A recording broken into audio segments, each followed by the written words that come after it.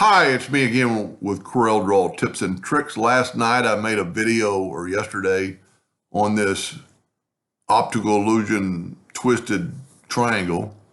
And today I put another one inside of it so it looks like it looped in.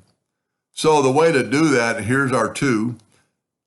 I've done videos on this, but I've never done it this way because on this thing it really works. Your rectangle needs to be not touching, like it can't be up in here or down in here. So I've got these items grouped together. You can see it's a group of 3 items. I'm going to select both of them. So I'm not selecting this one, so I've got 2 objects. And I'm going to go to intersect, and as always, it intersects it. But an easier way I found to put it to the back would be to take that away. So now let's select both of them. And I'm not selecting this other triangle because I'm not engulfing it all. And I'm going to go trim. And it trimmed out that part.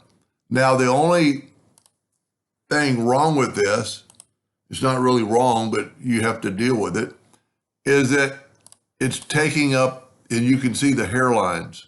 I don't know if you can see that on your monitors.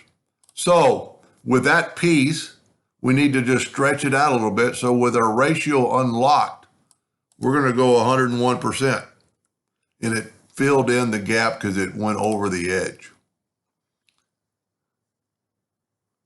But I also need to take it, go order back a page. So now it looks like that one triangle is intertwined with the other one. Anyway, I hope that helped just a little bit. Thank you for watching.